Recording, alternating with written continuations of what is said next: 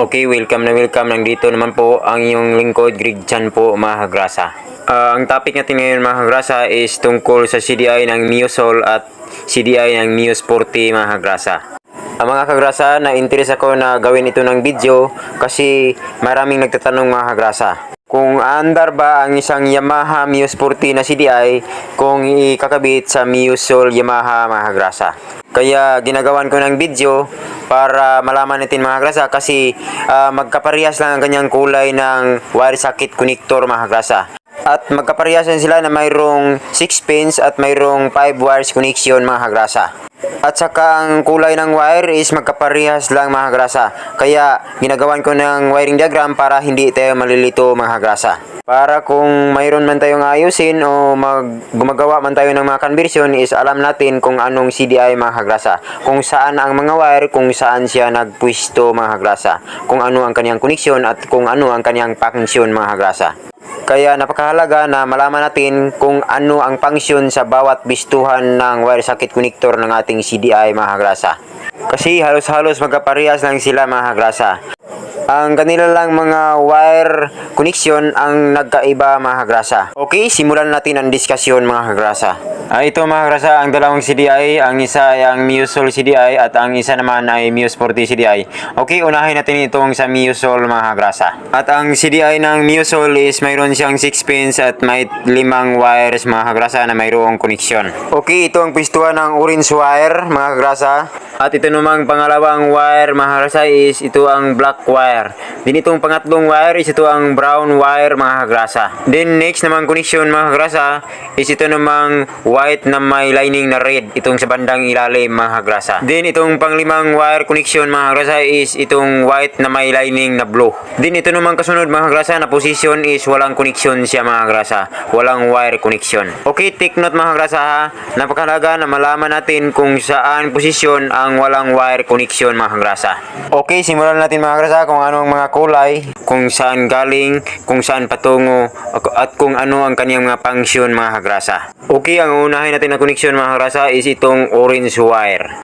Itong orange wire, mga kagrasa, is patungo ito sa ating ignition coil, mga kagrasa.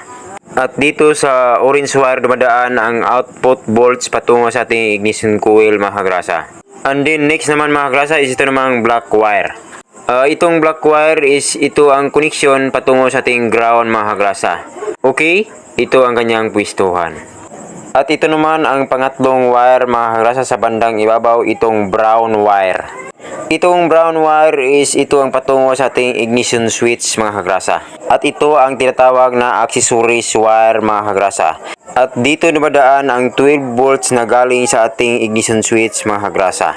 Okay, ito ang positive connection na galing sa ating ignition switch, mga kagrasa. Itong brown wire. At ang pang-apat ay itong white na may lining na red, mga kagrasa. At ito ang connection na galing sa ating pulser. Okay, ito ang positive connection ng ating pulser o pulse generator, mga kagrasa. Then last, ito namang white na may lining na blue, mga kagrasa. Okay, ito ang negative connection na galing sa ating pulser, mga kagrasa, o pulse generator. Kasi itong Yamaha Neosol is may dalawa itong wire na lumalabas na galing sa ating pulse generator o pulser, mga kagrasa. Then last, mga kagrasa, is itong wala siyang connection, mga kagrasa. Okay, take note, ito ang CDI ng Neosol Yamaha 115, mga kagrasa. Dahil iba ang connection ng Neo Sporty carb type, mga kagrasa. Pero magkaparehas sila ng socket connector at color ng kanyang mga wire, mga kagrasa. Okay, ito ang kanyang kaibahan, mga kagrasa. Magkaparehas ang color ng wire, parehas na 5 wires connection, pero iba-iba ang kanilang position connection, mga kagrasa. Okay, bago natin ipagpatuloy, mga kagrasa, is shoutout muna tayo sa ating mga bagong subscriber. At kung gusto nyo ma-shoutout, mga kagrasa, is huwag kalimutan na mag-comment at mag-like para ma-shoutout na rin kita sa susunod pang mga video ko, mga kagrasa. Okay, shoutout kay Sir Bats Gayo Alim ng Digos, Davao del Sur. At saka kay Sir Bert Cabal Caballero. At shout out naman kay Sir Boy King ng Kabanglasan, Bukidnon mga kagrasa. At saka kay Bus Dudoy Abordo ng Calatrava, Negros Occidental mga kagrasa. At saka kay Sir Lokbo Prisi ng Trinidad, Bohol. At shout out naman kay Jubiniano Nadira. At saka kay Sir Ruben Ray Borromeo Dero ng Butuan City mga kagrasa. Last kay Daryl Haibi Kabilon. Mga kagrasa, kung gusto niyo ma-shout out is huwag kalimutan na mag-comment at mag-like para ma-shout out na rin kita sa sunod na mga video ko mga kagrasa. Okay, maraming salamat po sa inyo mga kagrasa sa pagsubaybay ng mga video ko. And God bless and more power mga kagrasa. Okay mga kagrasa, nandito naman tayo sa CDI ng Yamaha Mio Sporty 115 carb type mga kagrasa. Itong CDI ng Mio Sporty is mayroon siyang 6 pins at mayroon siyang 5 wire connection mga kagrasa. Okay, itong first position connection mga kagrasa is ito ang connection patungo sa ating pulser mga kagrasa. Ito ang positive ng pulser. At ang kulay ng wire mga kagrasa is ito ang pula na may lining na white mga kagrasa. Then next, itong second pin position mga kagrasa is ito ang walang connection mga kagrasa. Okay, sa Mio Sporty na CDI is ito sa gitna mga kagrasa is ito ang walang connection. At ito naman ang pangatlong pin position mga kagrasa. Okay, dito nakalagay ang orange wire. At ito ay patungo sa ating ignition coil mga kagrasa. Okay, ito ang output volts patungo sa ating ignition coil. And then next is ito namang pang-apat na pin position mga kagrasa. At dito nakalagay at nakaposisyon ang brown wire mga kagrasa. Okay, ito ay nakakoneksyon patungo sa ating ignition switch mga kagrasa. Kasi dito papasok ang 12 volt supply galing sa ating susian mga kagrasa.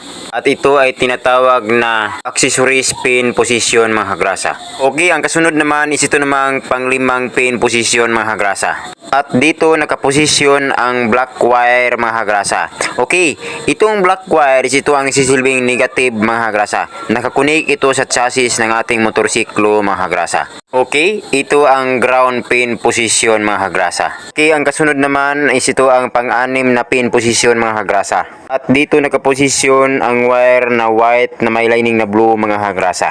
Okay, dito pumapasok ang negative connection na galing sa ating pulser mga kagrasa o pulse generator. Kasi may dalawang wire na lumalabas sa Mio Sporty 115 carb type mga kagrasa. Okay, ito ang posisyon ng negative ng pulser o pulse generator mga kagrasa.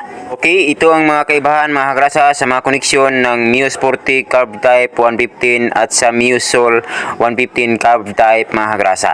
Dahil napakahalaga na malaman natin ang kanyang mga koneksyon, posisyon mga kagrasa sa bawat pin ng ating CDI mga kagrasa. Kasi aandar lang mga kagrasa ang Mio Sporty na CDI pag ikakabit natin sa Mio Sol mga kagrasa. Pero babaguhin natin ang kanyang mga koneksyon mga kagrasa.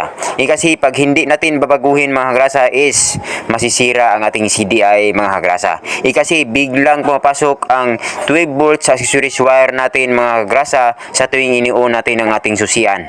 Pero dahil iba ang kanyang mga koneksyon mga kagrasa is maaaring masira ang ating CDI mga kagrasa.